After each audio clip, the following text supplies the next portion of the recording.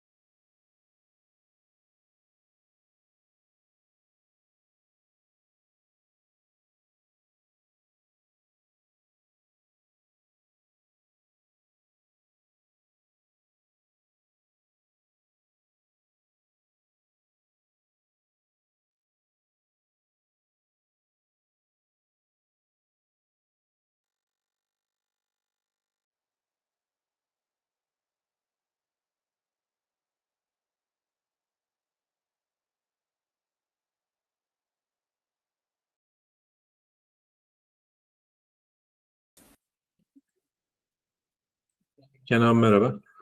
Yayındayız şu anda da. Hoca. Şimdi bak biri bu görüşmeye katılmak istiyor diyor. Hazal Altıntaş. Kabul eder de beklesin de kayboldu.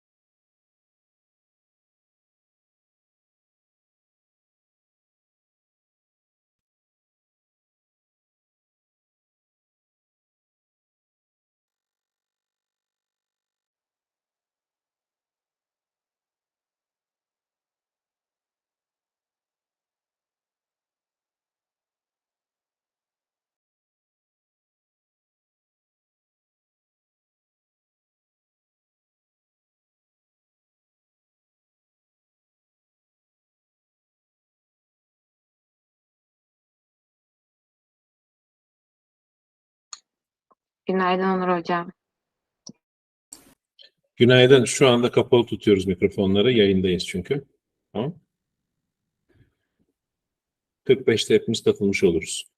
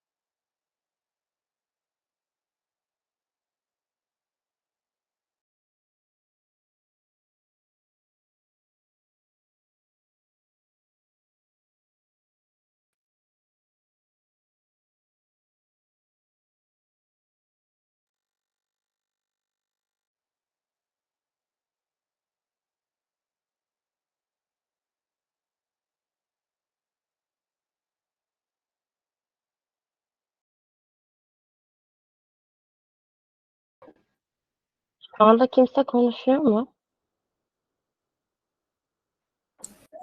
Başlamadık henüz Meltem, lütfen bekle.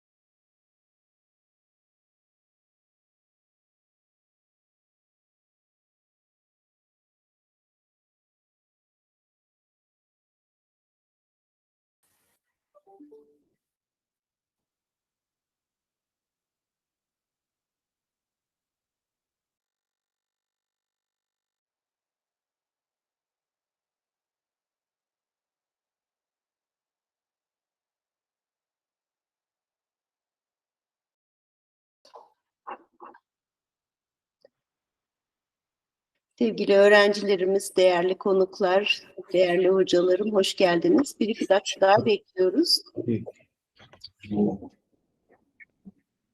Sesim geliyor, değil mi Cem Hocam? Evet hocam, geliyor. Sesler tamam.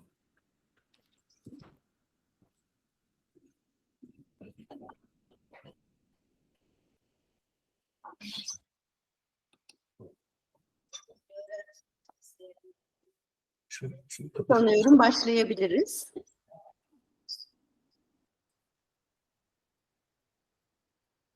Evet, benim kısa bir açılış konuşmam olacak. Daha sonra mikrofonu Cem Hocam'a vereceğim. Dear students, dear colleagues, dear guests, welcome to the third undergraduate panel of the Department of American Culture and Literature. It's a pleasure to meet you all in this virtual platform. I would like to thank our senior students, our panelists, for putting so much time and energy into this event. We are all grateful to Dr. Cem Kılıçarslan for all the academic and technical help that we needed for this virtual gathering. Thank you, Cem Hocam, my longtime colleague.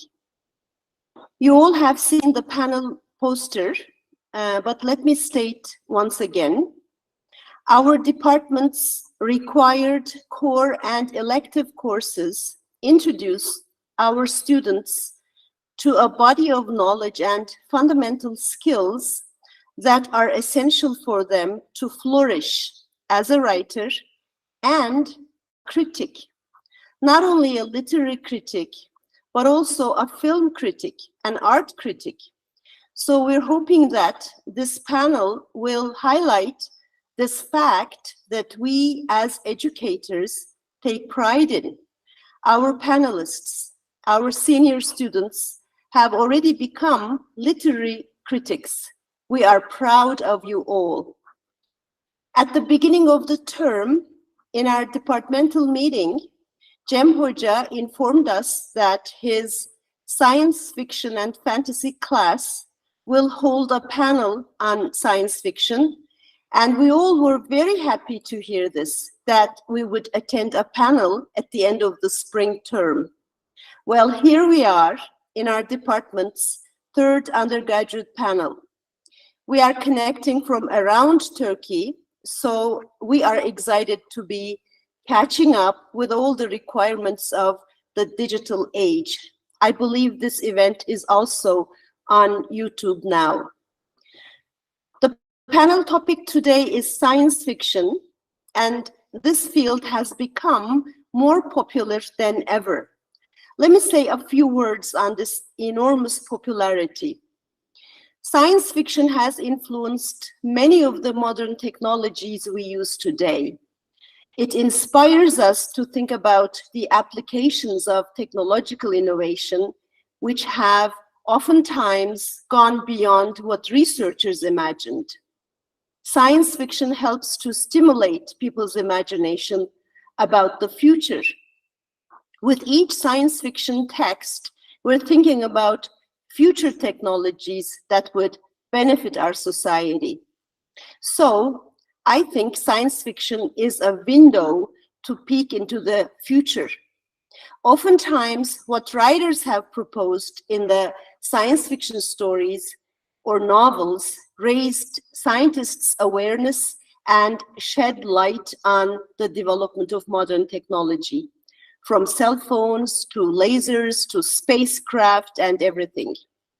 So science fiction plays an indispensable part in pointing out the direction for technology that is improving our lives every single day. This is so exciting. Today, our panelists will be analyzing science fiction texts from a variety of perspectives. Let me thank once again for all the time and energy that you put into this gathering. Now I'm leaving the floor to Cem Hoca for his opening remarks.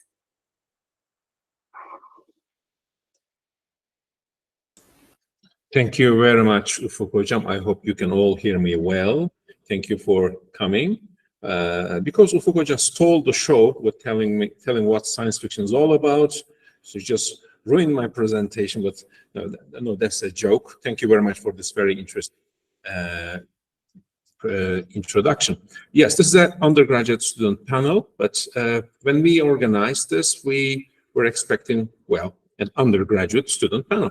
But the students who volunteered to be the presenters and their first drafts showed me that this is kind of a bit more than undergraduate homeworks. It's just that I had 7 individuals in front of me who were each very dedicated and very original ideas.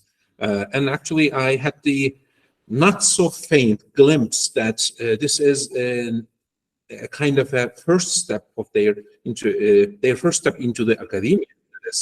What I see in front of me is actually in one sense very close to some sort of a master's thesis proposal. That is, I mean, in essence, they are not there yet, but in essence, it was there. So this is not only a panel in which a group of students will just present their papers on the subject that they found interesting, but actually a kind of a welcome ceremony that for them to into the world of academia, which I think a kind of a career just pursue.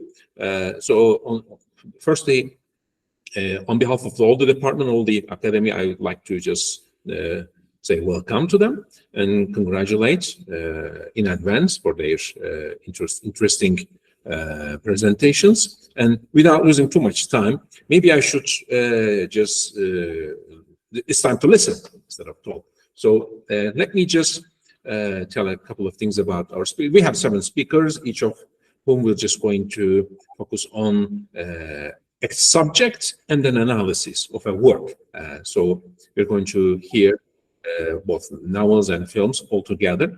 And we're going to start with Meltem Demirören. And let me say a few things about Meltem. So as maybe you already know her, but okay, Meltem is from Istanbul, and she is interested in folklore, cultural anthropology, and post-humanities, and she has already published some works by several authors, for example, works by William James and Friedrich Nietzsche. And she also obtained a certificate with her English translation of Gülten Dayıoğlu's Işın Çağı Çocukları, at Children of the Age, at the workshop organized by Özyeğin University. She also presented 2 papers previously. One is Desire from the Brood on Octavia Butler's dystopias at AKE University, and another on ecofeminist paradigms and reflections on Louis Adrich's The Antelope Wife at Ankara, first Ankara Undergraduate Literature Conference. So that's not her first time.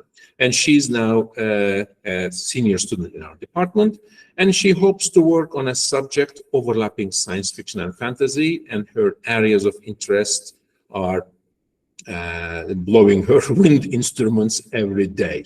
Okay, let's hear Meltem. Meltem, microphone is yours. Hello, everyone. Can you hear me? Yes. Today, I will be making a presentation on my paper titled Entangled Ecologies, and this will be about a posthumanist critique of Jeff Vandermeer's The Southern Reach trilogy. Jeff Vandermeer's Southern Reach trilogy transports readers to the intriguing region of Area X, which is a mysterious and frightening physical environment on Earth. Annihilation, Authority, and Acceptance are the 3 interrated novels of the trilogy, and Vandermeer's complex narrative structure combined with his exploration of human and non-human ecosystems blurs the boundaries between humanity and ecology, offering a posthumanist lens through which to examine the trilogy's characters.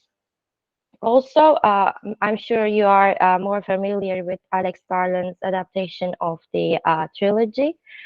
Here is the poster. Natalie Portman was the was playing the protagonist of the series in this adaptation. And in this paper, I will argue in this paper and in this presentation, I argue that Vandermeer's trilogy promotes a posthumanist perspective by establishing parallels with Karen Barat's agential realism. Karen Barat's notion of posthumanism relies upon the principles of entanglement, interaction, and the concept of agential realism. It pushes the boundaries between entities, emphasizing their inseparability and coexistence.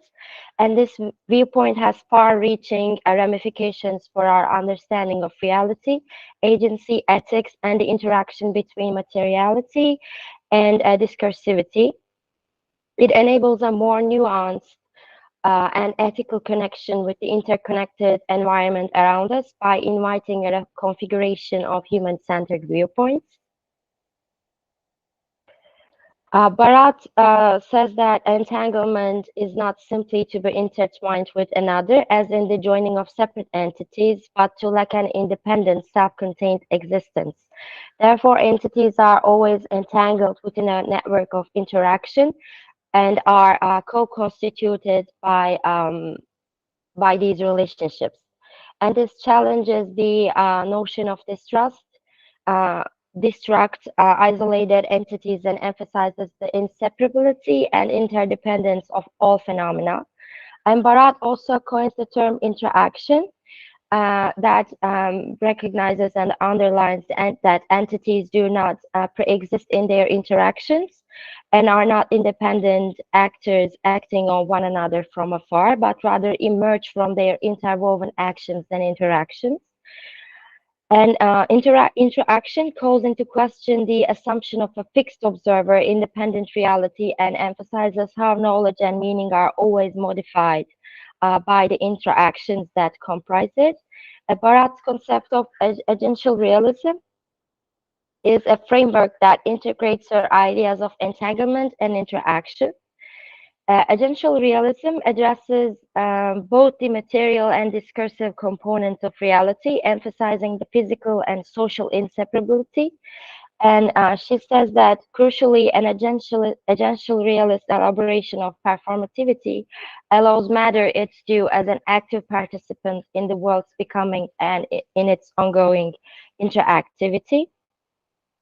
Therefore, reality is not only influenced by human activity or subjective experiences, but rather by the entanglement and interaction of diverse elements, including humans and non-human matter.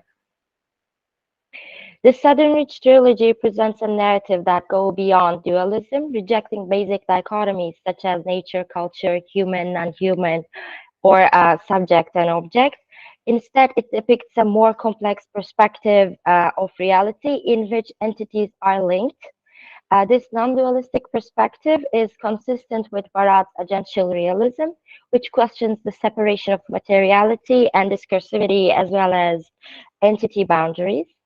And the protagonist of the first novel in The Annihilation is the biologist, who reflects on the ways in which the natural world is not simply a passive backdrop to human activity, but instead an active and powerful force that shapes and influences human behavior. The biologist says there is a sense of the world around me strengthened or thickened, the weight and waft of reality more focused or determined, as if all too human dolphin eye once glimpsed staring up at me, with each new face further subsumed in the flesh that surrounds it. The tower, or the tunnel as it is named by the biologist, is one of the first accurate encounters that helps the biologist to visualize the truth about Area X, which is that it is an active and intelligent ecosystem. The fact that the creature is characterized as a tunnel by every expedition member except the biologist, who claims it is a tower, demonstrates the organism's resistance to classification or incapacity to be grasped by the naked human sight or other senses. The biologist notes that the tower breathed and the walls, when I went to touch them, carried the echo of a heartbeat, and they were not made of stone but of living tissue. And she continues by saying the tower was a living creature of some sort, and we were descending into an organism. And the fact that the tower, which is part of the Area X, is a biological rather than an inert architectural form, reveals that the interconnectedness of Area X and posthuman in the sense that the creature is human-like, but not human as traditionally defined. The inner walls of the tower are filled with writings made of fungal growth that says, "Where lies the strangling fruit that comes from the hand of the stone of the sinner, I shall bring forth the seeds of the dead to share with the worms." And later in the third book of the trilogy, Acceptance, it is revealed that Saul Evans, who was a former preacher and the keeper of the lighthouse in the Area X, turned into the tower, and the words came to him after he was prickled by the strange plant outside the lighthouse.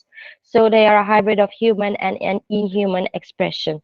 And it is clear to see that this imagery suggests a connection between the natural world and the divine, further emphasizing the interconnectedness of all things. And Bharat's focus on the entanglement of matter and meaning is particularly pertinent here, since the tower acts as a tangible expression of the character's entanglement with their environment.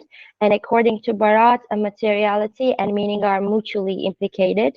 There is no meaningful existence interdependent of materiality. In addition to that, as the biologist leaned into the um, into the writings on the walls, she was also infected by the fungal growth on the walls. She was infected by those spores, and this infection cloned the biologist and led to the emergence of a new sentient being called Ghostbird. And Ghostbird's transformative journey is highlighted in the third book, Acceptance again. I quote, raging against her own death, she had exulted in the sensation of the sea, welcomed having to fight her way to the surface, bursting through such a joyful hysteria of biomass as a sort of proof that she was not the biologist, that she was some new thing that could, wanting to survive, cast out her fear of drowning as belonging to another. So, by declaring she was not the biologist, that she was some new thing, the Gosford rejects deterministic concepts of selfhood and welcomes the possibility of alteration and agency. This is consistent with Bharat's essential realism, again, highlighting the Gosford's ability to actively shape and redefine its own identity through interactions with the environment and its own survival. Gosford affirms its interdependence and its desire to follow in the footsteps of the biologist, declaring, "Wherever the biologist would have gone, this is where I will go." And the self-determination of the Gosford questions the concept of individuality and underscores the connectivity and co-constitution of entities in the narrative.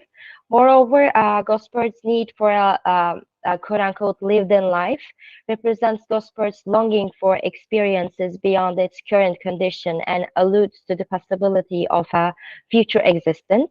Gosford understands its own inadequacy and attempts to broaden its awareness of the universe, emphasizing the underlying interconnectedness of matter and meaning. Its desire for a more expanded life echoes the posthumanist rejection of a fixed and predefined identity, asking readers to reflect on the fluid and dynamic nature of being. The entity known as the crawler is also discovered by the biologist during her first encounter with the tower. Wandermere characterizes the crawler as a monster, a creature that defies the biologist's examination of its physical constitution. When it is revealed that the crawler has the face of a human, despite its unusual form, it becomes even more evocative of a posthuman embodiment. The biologist had difficulty defining the crawler's body as quote unquote the hand shaped creature. displaying the same level of categorization resistance as the tower or the tunnel. After studying the sample from the tissue, the biologist first notes that it was brain tissue and not just any brain tissue. The cells were remarkably human with some irregularities. And then she also says, quote unquote, no, the sample had come from the margins, from the exterior, which meant it couldn't be brain tissue, which meant it was definitely not human. And finally, she reveals in her notes that perhaps it's a creature living in perfect symbiosis with a host of other creatures. Perhaps it's merely a machine, but in either instance, if it has intelligence, that intelligence is far different from our own. It creates that our ecosystem a new world whose processes and aims are utterly alien, one that works through supreme acts of mirroring and by remaining hidden in so many other ways, all without surrendering the foundations of its otherness and as it becomes what it encounters. So to conclude, with its complex narrative structure and examination of human and non-human ecosystems, Vandermeer's Southern Reach trilogy resonates with Karen Barat's agential realism and advocates a post-humanist perspective. Vandermeer questions established dichotomies and blurs the boundaries between humans and their surroundings, stressing entity entanglement and inseparability.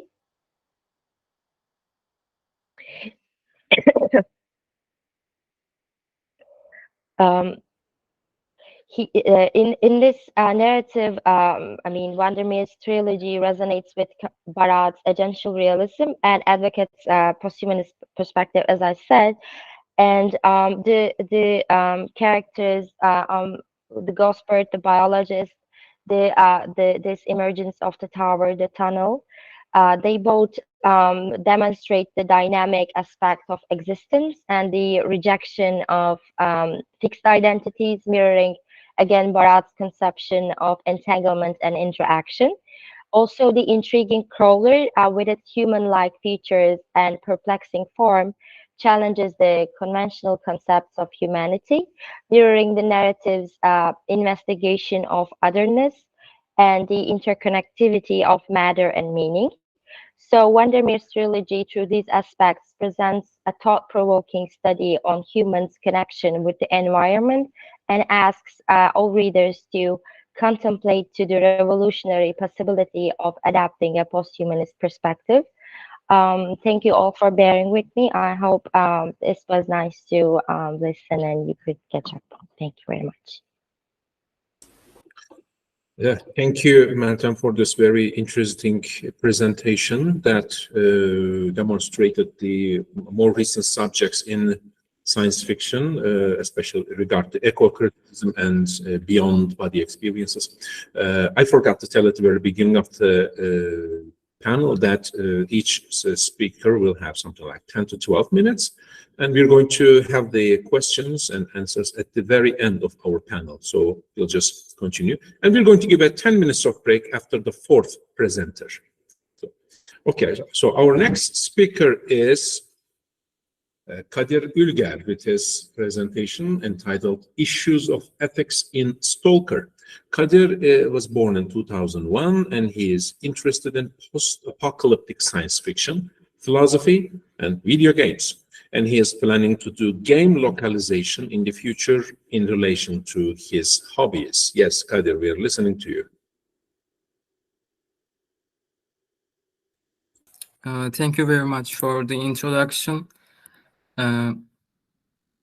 And good morning to everyone. My discussion will be about the ethical issues in three science fiction works: Roadside Picnic by Boris and Arkady Strugatsky, the film Stalker by Andrei Tarkovsky, and the video game called Stalker Shadow of Chernobyl.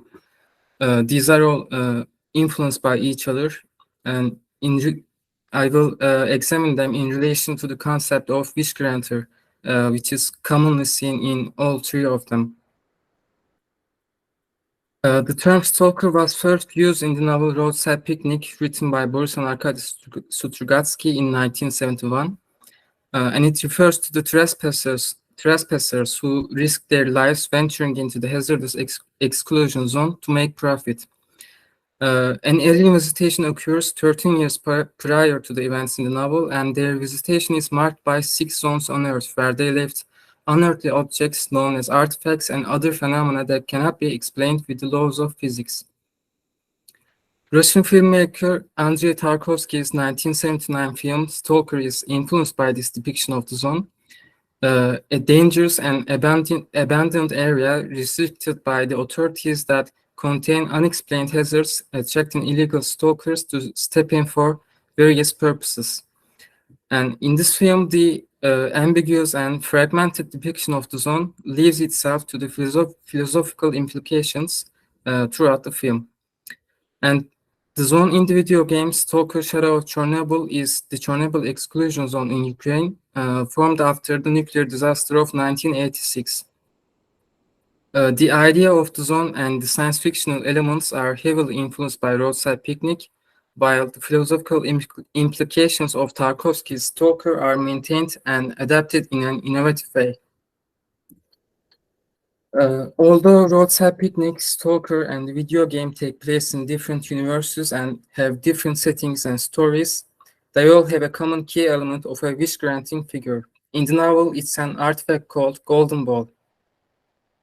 Our protagonist, Redrick Shukohart, and his friend Arthur approach the Golden Ball towards the end of the novel. The artifact, just like every other thing the visitors left in the zone, is not put there deliberately. It can be inferred that the alien visitation was nothing about humans, and even if not specifically mentioned, it was their picnic, which may or may not refer to an experiment, a simple joyride, an insignificant observation out of curiosity, or anything else. No matter what their purpose was, it can be understood that they did not care about an intelligent life form living on the planet, since it is mentioned earlier that they did not make any contact with humans and nobody ever witnessed the visitation during its occurring. The alien thing, be it the zone, its anomalies and artifacts, or the aliens themselves, effortlessly overpower the human egocentrism and remind them that they are not the only sentient beings and definitely not the most capable ones. This notion is repeated later in the film and video game as a remarkable motif. In this context, the wish-granting figure can be interpreted as a judgmental branch of a higher, godly order. The reason for this is that the figure does not grant the wish that comes out of one's mouth, but the wish their souls keep secretly for themselves. And another characteristic of this figure is that it's not the kind of it has a punishment element, but it's not the kind of a punishment we see in the traditional belief systems or laws. But it usually involves the conscience of the wisher, as they are crushed under their unconscious desires, metaphorically or literally. So in the novel, Redrick's initial wish is to save his daughter Monkey, who has undergone mutation like every child whose parents returned from the zone. However, the Golden Ball requires a human sacrifice first in order to fulfill a wish, which is a person to be consumed by the meat grinder anomaly. Redrick uses Arthur for the sacrifice, whom he sees as a young and incapable stalker. However, Arthur does something that Redrick doesn't expect, and he wishes for everybody's happiness and that everybody could go there to fulfill their wishes, just before his death by the meat grinder. At first, Redrick wants to ignore what happened and continues to the Golden Ball. Gradually, his thoughts began to be erased from his mind to the point where he cannot think anymore and gives in to his subconscious voice. He forgets about Monkey and utters the same words Arthur did: happiness for everybody, free, and no one will go away unsatisfied. This can be interpreted in several ways. We can say that Redrick sees his true self in Arthur and realizes that he is actually a good person, just like him. And another thing that can be inferred is that he was struck by his conscience when he saw that Arthur's wish was something much more meaningful, and it could benefit humanity instead of himself. Arthur was self-sacrificial when he went under all the dangers to make such a generous wish, yet Redrick has underestimated Arthur along the whole way, saw him as an insignificant object to be sacrificed for his own cause. He felt a strong sense of guilt for this and made a last-minute decision to make Arthur's wish. And in the film Stalker, the function of the wish-granting figure is similar to the one in the novel. It's not an object, but a place called the room. The stalker, who is an experienced guide, takes a professor and a writer to the zone. The professor and the writer see the zone as a place for their own benefits. One sees it as a scientific opportunity, and the other as an inspiration for his writing. They are depicted as ambitious, hubristic, and ignorant to the power of the alien land. The stalker's vision of the zone is different than the other two. He sees it as something above human conception and something to be admired and respected.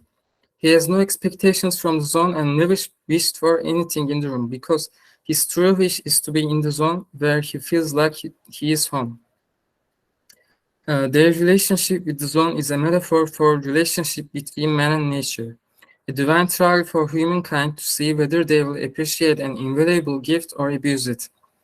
The stalker serves as a Christ-like figure by guiding them on propriety and eventually bringing them to the room where their desires are fulfilled. In the end, he is angry at the other two because he thinks that they are selfish and ignorant for looking after their own benefits only. Different than the Golden Ball in Roadside Picnic, the purpose of the wish-granting figure in the film Stalker is to raise questions about the relationship between nature and humanity. The writer and the professor see the zone's room as a gift of nature, while the true gift is the zone itself, where they are detached from the industrial society and left alone with their own selves.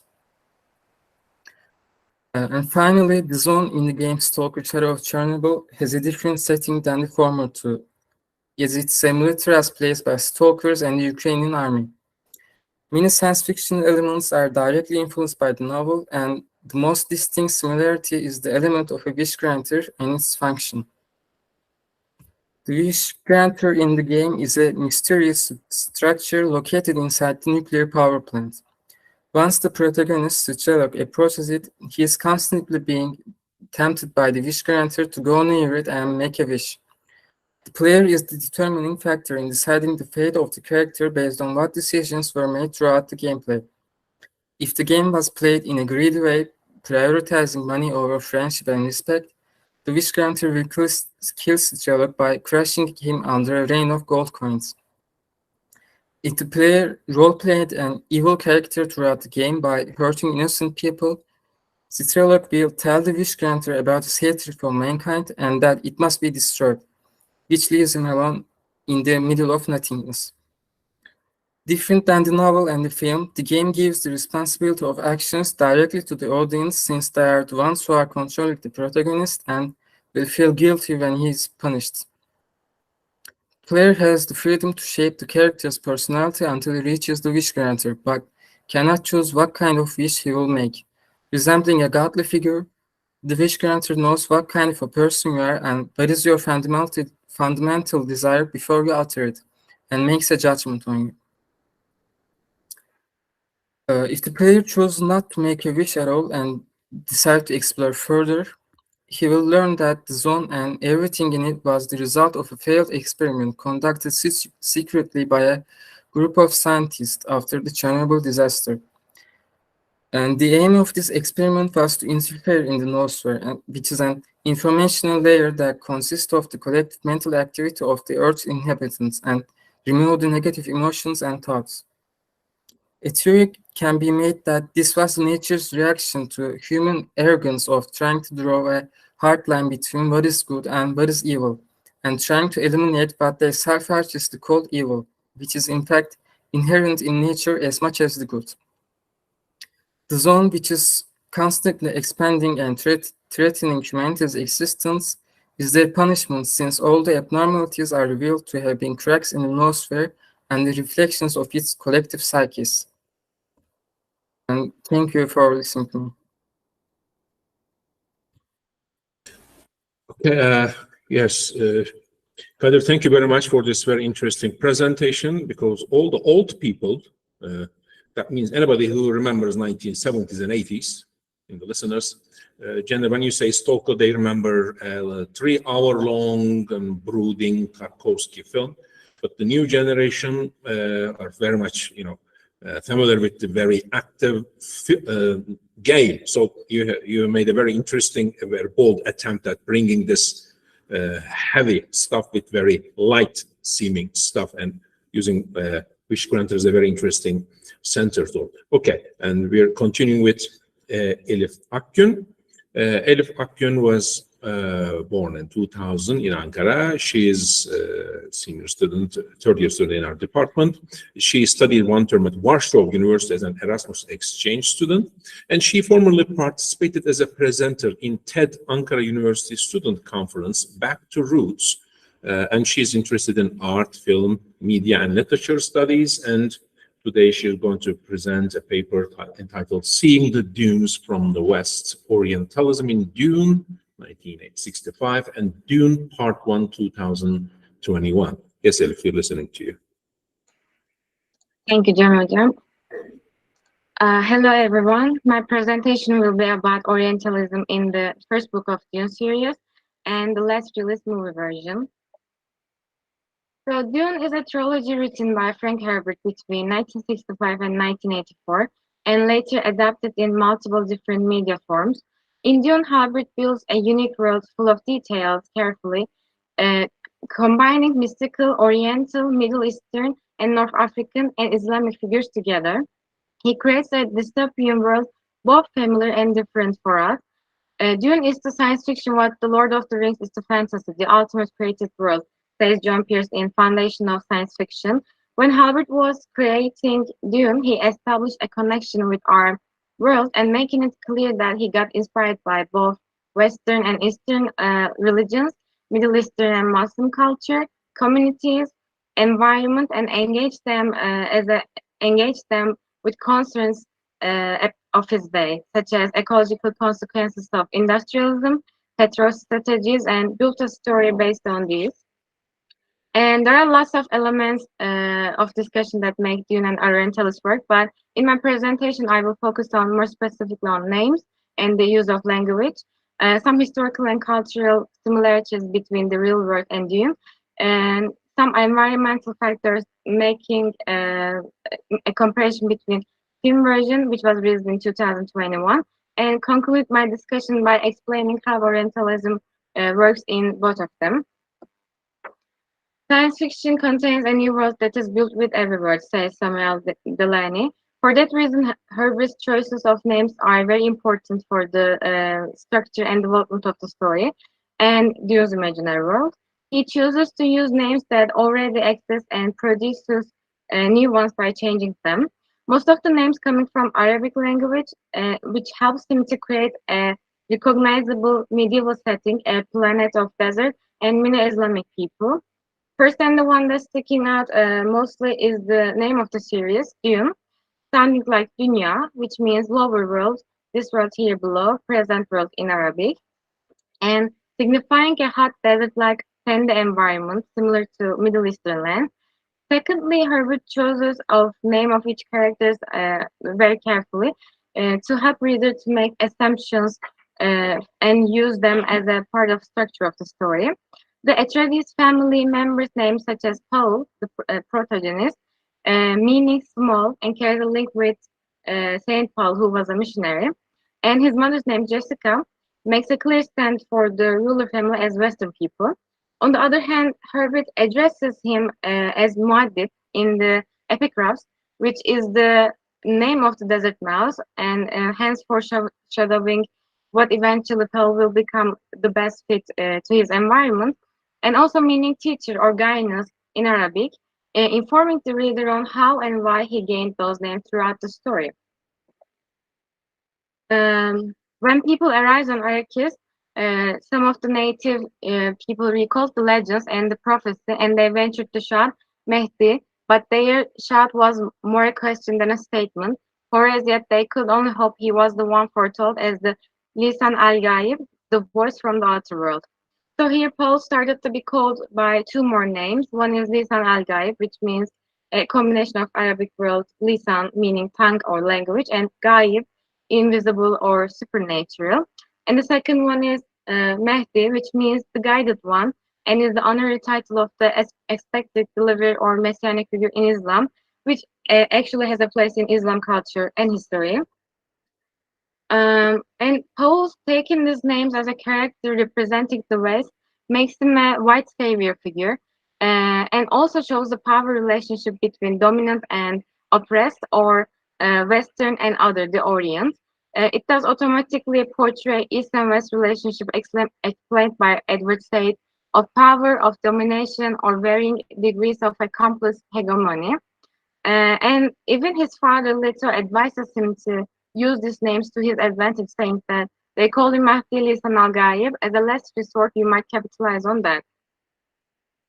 In the article where Galipcan Altınkaya and Mehmet Kuyutay makes comparison between Islamic philosophy and Dune, they suggest that according to Muslim philosophers or falsafa, as they were known by the Muslim public, combination of divine and secular leadership, which we see in Paul Atreides, was also a trait of Prophet Muhammad. So Muslim philosophers argue that Fremen people accept him with these Arabic-based names, and eventually he becomes one of them and gain their loyalty, love, and fanaticism and power to rule them. Therefore, while Fremen people call him Muad'Dib or Lisan al-Gaib, he remains grounded in his identity as Paul, and the Western savior, then the later the ruler. Here, this type of identity becomes problematic because it indicates that Fremen people are helpless and they have no other option but to rely on Atreides family for their liberation. And the last naming I want to focus on is the ones he used to describe Fremen people, the natives of Arrakis planet. To describe them, he used such names as Ikvan Bedouin, meaning a brotherhood between tribes. And there's a resemblance with this name of Bedouin in Turkish called Bedeviler, who used to be wanderers of Sahara Desert, living as tribes and known for their delicate using of the water. And Herbert was inspired by the Bedouin people of the Middle East and the way they dress and their language, especially their religion. And the reason why Herbert's creation of the Fremen culture by using Arabic-based names might be to show Fremen as a backward society with old, strong cultural and religious beliefs. He created a society hoping for a jihad, which Herbert uses as a more positive description of anti-colonial resistance to avenge their historical oppression and to free their homeland. Fremen people hoping for a modern, rational savior who was above from them. And though hybrid discrimination isn't as hard as general Western point of view on Middle Eastern people as terrorists or barbers, still Paul manipulates his Fremen people, their religious beliefs for his interest and takes advantage of the oppressed other. And his taken name shows that he is willing to go native in order to gain control over them. Thus, Paul uses religion for political and military power. When we look at the ecological aspects of Dune, landscape of Arrakis Orientalism of it can be seen easily. That Herbert chose the desert intentionally to emphasize the topics of colonialism and imperialism and their relation with environment. On Arrakis, there are two essential things. One is water and the other one is spice. And in Dune's universe, spice, which is called melange, represents the one most important thing to keep intergalactic empire alive as a resource. And the reason why intentionally and systematically keeping Arrakis underdeveloped is because a change of its ecosystem would have challenged the order, and this is not generally desired in dictatorships. And this consciously and continually suppression of the Fremen people and exploitation of their land for a specific product, unfortunately, is a relatable experience for so many indigenous people around the world. And it helps us to make connection with, again, says Orientalism, suggesting that absolute and systematic difference between the West, which is rational, developed, humane, superior, and the Orient, which is aberrant, undeveloped, and inferior. Understanding that this cultural difference created on purpose, some scholars find similarities with the real world, like Ibrahim al-Marashi. He makes a connection between Arrakis and Iraq, suggesting that the spacing built in Dune, which is a cartel that controls production of the spice that is necessary for space travel, is certainly influenced by petroleum and AKE, which founded in Baghdad in 1960. The spice is a reference to petrol, oil. So expectedly, her detailed crafting helped Dune to be used in different media forms for decades, including 1984 film Dune, directed by David Lynch, 1992 video game Dune Second, developed by Westwich Studios, and the 2000 miniseries Frank Herbert's Dune, created by John Harrison. Finally, the most recent cinematic adaptation made by Denis Villeneuve, Dune Part 1, 2021. Starring Timothée Chalamet, Zendaya, Oscar Isaac, and more. And this is the one that I will focus on. So it is said that editors asked Herbert to tone down the Muslim flavor of his book, which is what made Villeneuve's adaptation successful, as he brought his own vision and rebuilt the Dune universe from a contemporary perspective. It is visually stunning, with cinematography, set building, architectural design in film, and the desert scene shot actually on location in the Wadi Rum Desert in Jordan. Yet its minimal using of Arabic words, giving the Orient feeling with mostly music, it creates a surface Orientalism. The story, which makes connections with colonization and exploitation of Middle East, doesn't include any Middle Eastern perspectives on and off screen. In the movie, most elements of MENA are removed or softened, and Islam downplayed so much that they refer jihad as a holy war. Intentionally avoided mentioning cultural ethnic specificity, and the framing are reduced to 9 white people. And Harris Durrani criticized the movie in his article in Washington Post, saying that it rests on an implicit premise: all dark-skinned people necessarily fit into an anti-colonial narrative. The novel didn't rely on such easy binaries. It interrogated the layered, particular ways that race, religion, and empire can relate to each other. Villeneuve, as Paul does to the Freeman, colonizes and appropriates their experience. He becomes a white savior of Dune. The resulting film is both more Orientalist and less daring than its source material. And filmmaker Lex Alexander wrote a film about Middle East culture shot in the Middle East without a single Middle Eastern actor inside. Can't wait. So the film was strongly criticized for its colorblind casting, where it included multiple actors from different ethnic backgrounds, except for Middle Eastern, which shows the hypocrisy and, in a way, colonialism of and by Hollywood. And Middle Eastern representation in Hollywood has been a problem for so long, with stereotypical casting as terrorists or villains. This can be easily understood in the context of increasing Islamophobia in the United States after 9/11. As a conclusion, Herbert's Orientalist points came from years of study and a desire to understand the Orient, and created a universe where he combined religion, culture, politics, and environment. He used science fiction elements to create a unique universe inspired from the world he lived in, and expressed his fears and hopes of his day, and shaped them as a future dystopia. Also, by telling the story of Paul, he managed to blur lines between West and East, and by harmonizing their cultural elements, he created an engaging world. Unfortunately, some later adaptations failed to follow his footsteps, and hopefully in the next movie, which will be released later this year, we will see some positive changes and corrections. Nevertheless, Dune became a classic in science fiction genre over the years, and managed to hold a special place in history of literature. Thank you for listening. Yes, thank you very much for this very interesting and lively discussion. I never understood Dune and why people liked it, because when I first read it, it looked like a Lawrence of Arabia in our century. So, you did a very good job of bringing together all this kind of discussion and criticism towards this, and I think the audience will also will contribute with their questions. Okay, the last speaker before we give a break for 10 minutes is Ece Atlıhan, and Ece was born in 2000 and born and raised in Antalya. She worked with certain publishing agencies and did translations for the notaries of Alanya. And she currently works at the American Culture Foreign Language School as an English teacher. And she indulges in fiddling with vulnerable, humane concepts in fictional worlds with all their grandeur and intricacies to treat her own nature with the same compassion. So an interesting bio.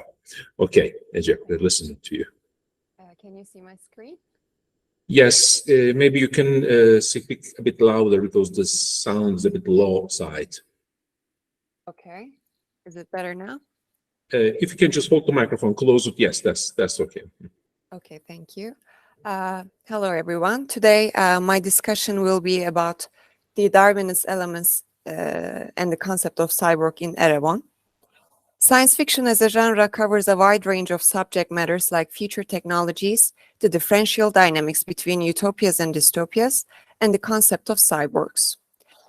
It offers novelties to perceive and interpret our reality differently. Apart from all its somewhat synthetic connotations, at its bottom, as Theodore Sturgeon says, science fiction stories refer to a human problem that requires humane solutions with the help of technology.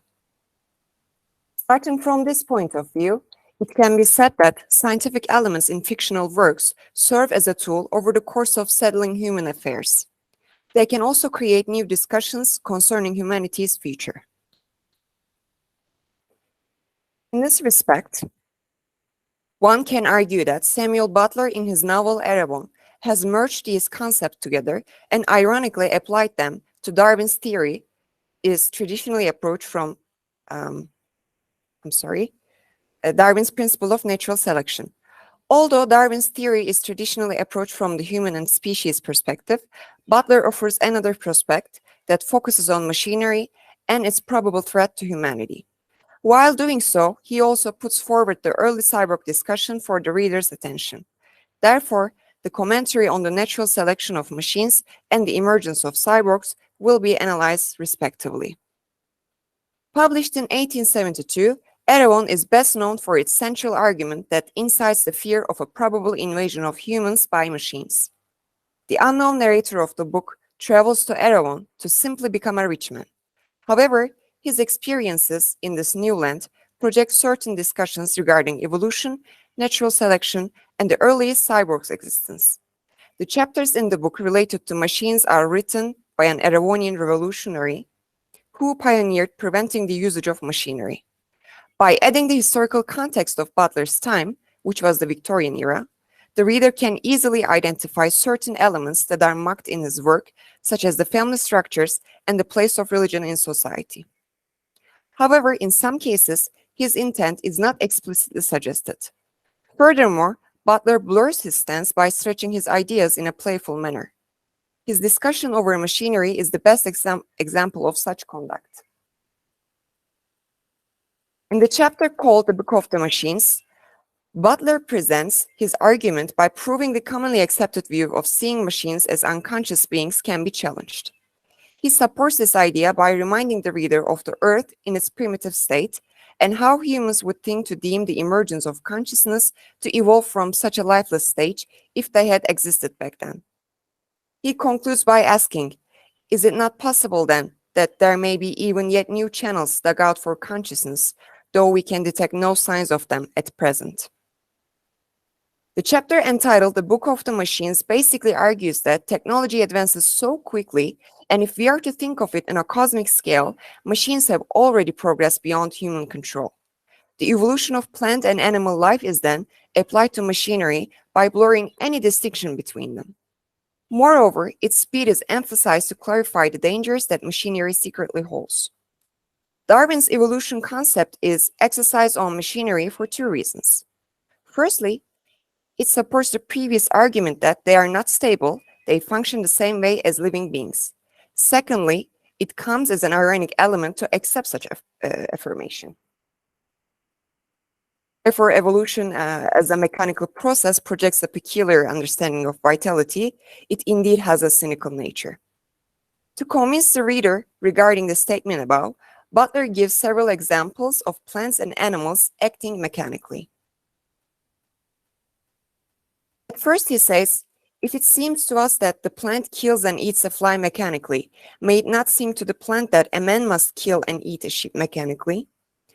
This flesh-eater plant, as you see, and its conscious decisions are exaggerated intentionally. Also, the correlation between man and plants sounds similar to that of human beings and machinery as well. Another example to ridicule the evolutionary conscious decision of plants is given by the example of a potato.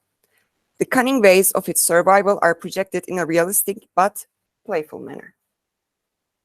He knows perfectly well what he wants and how to get it. He sees the light coming from the cellar window and sends his shoes crawling straight thereto. His illustration is not physically incorrect, but the narration creates a lyrical sense of deliberate action.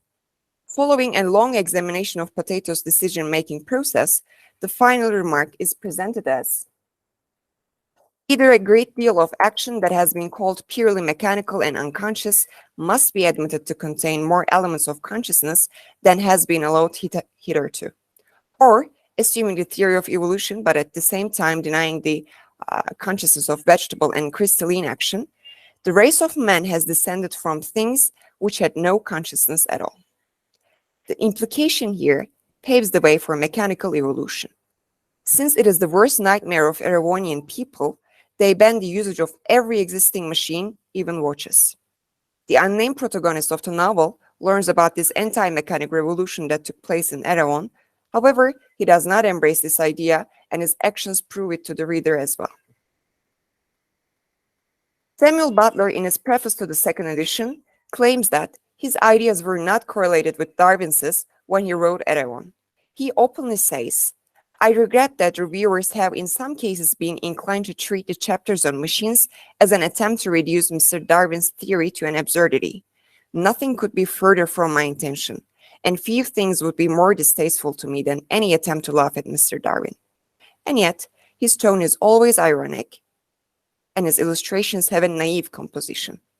Therefore, despite his claims, Butler created a partially dystopian science fiction work using Darwinist elements to adapt to the affirmation that deliberate intent may be detected on many lower levels of the evolutionary ladder than those maintained by humans. Fundamentally, Butler approaches the concept of cyborg in a vaguely presented primitive manner. His main goal is to emphasize the dangers of mechanical advancements, not to celebrate the unification of man and machine. He says, man's very soul is due to machines. It is a machine-made thing. He thinks as he thinks, and he feels as he feels, when he talks about the driver of a vapor machine.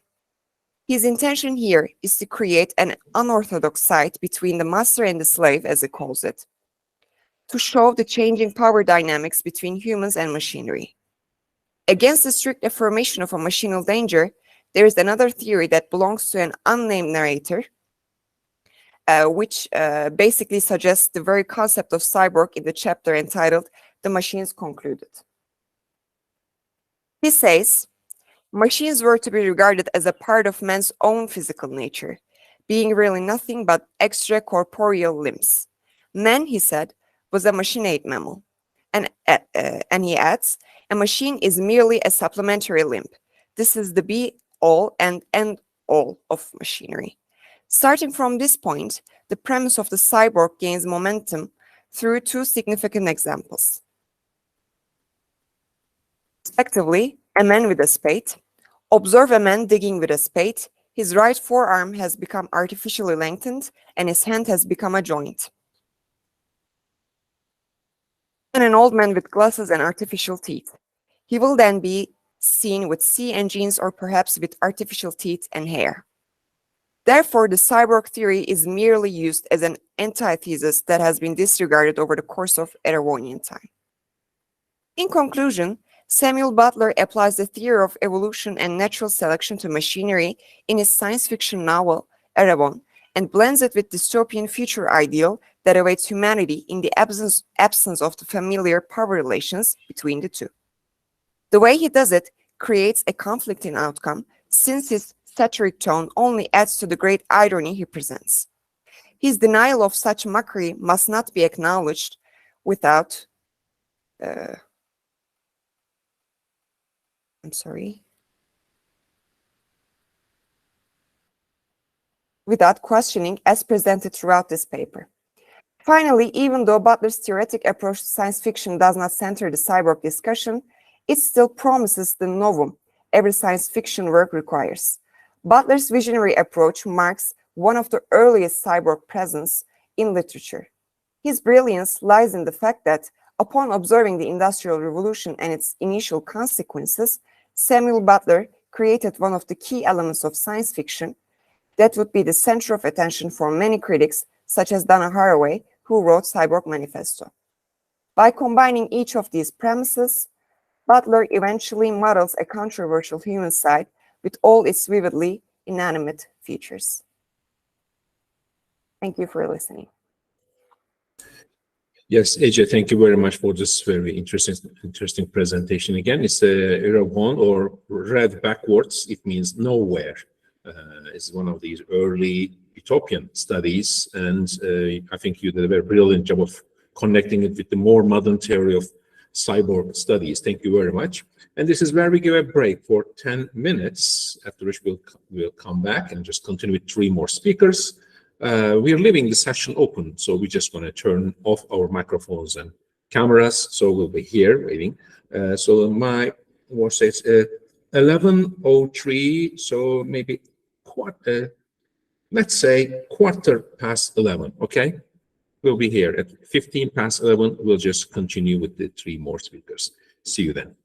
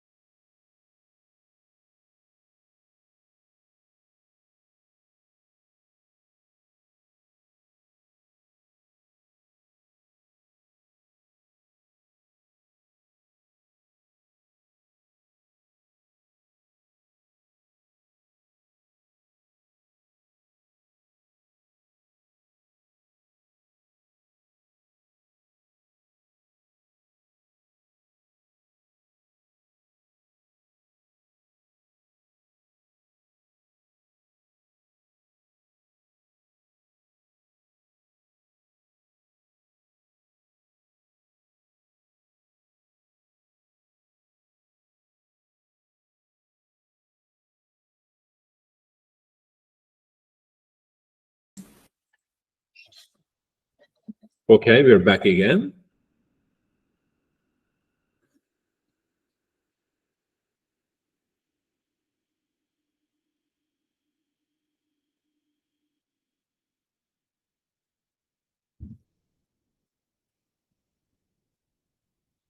Yes, our panel continues. We have 3 more speakers in this session, and our first speaker will be Kenan Başgöncü.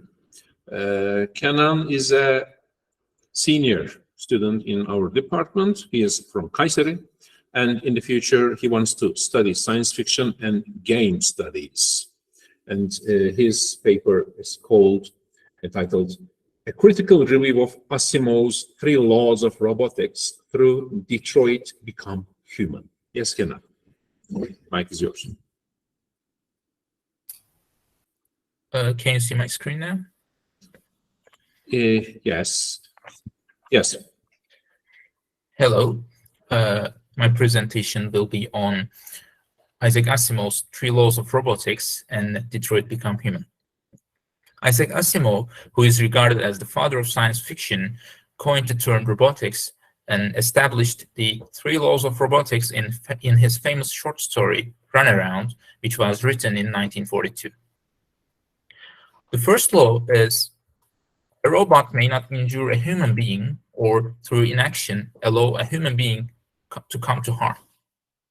The second law is a robot must obey the orders given to it by human beings, except where such orders would conflict with the first law. The third law is a robot must protect its own existence as long as such protection does not conflict with the first 2. Even though Asimov only created these laws as plot devices, these laws are widely accepted as constitutional law for various science fiction works, and later in the intellectual, philosophical, and legal discussions concerning robots and robotics. This paper will discuss in what sense these laws are unethical and impractical through Quantic Dream's Choose Your Own Adventure video game, Detroit Become Human. Robots in science fiction are the replacement of the workforce in the undesirable occupations, as the etymology of the word robot, which was coined by Joseph Čapek in 1920s, suggests they are used as cheap and unpaid workers of the system of the given work. In Detroit Become Humans, androids are created in order to fulfill various needs of the society, such as caretaking and housekeeping. All 3 protagonists work in such occupational groups. Marcus is the caretaker of Carl Manfred, a disabled painter. Connor is a police investigator, and Kara is a housekeeper android. In the chapter Shades of Color, we see a preacher, Gordon Penwick, preaching against the existence of androids by condemning them and calling them demons. He even foreshadows the ending of this video game by saying, "You are the ones who will destroy Detroit."